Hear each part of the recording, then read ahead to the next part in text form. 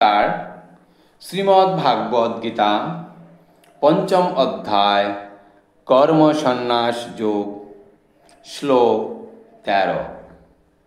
সর্বকর্মাণি মনসা সংন্যাসাস্তে সুখং বশী নবদ্বারে পুরে দেহি নৈব কুর্বন্ন কারয়ং। অনুবাদ: বাহ্যে সমস্ত কর্ম করেও সংযত হয়ে এবং মনের দ্বারা সমস্ত কর্ম ত্যাগ করে জীব নবদ্বার বিশিষ্ট দেহরূপ নগরে পরম সুখে বাস করতে থাকেন।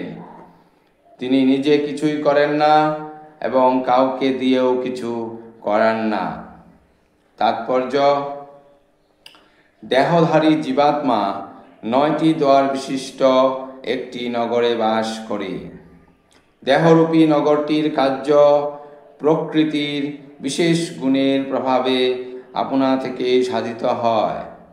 জীবাত্মা যদিও স্বেচ্ছায় এই দেহের বন্ধনে আবদ্ধ হয়ে পড়েছে, কিন্তু সে ইচ্ছা করলে এর থেকে মুক্ত হতে পারে।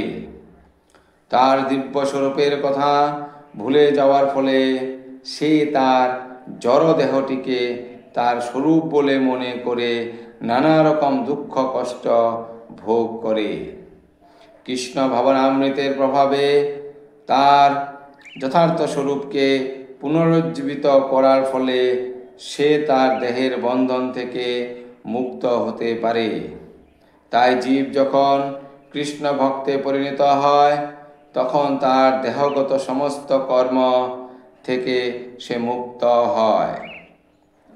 এই ধরনের নিয়ন্ত্রিত জীবনযাপন করে যখন তার মনোবৃত্তির পরিবর্তন হয়, তখন সে মহানন্দে এই নবদ্বার বিশিষ্ট নগরীতে বাস করে। এই 9টি দ্বার সম্বন্ধে বর্ণনা করে বলা হয়েছে: নবদ্বারে পুরে দেহি হংস লীলায়তে বহি বশী সর্বস্ব লোকস্য স্থাবরস্য চরস্য চ।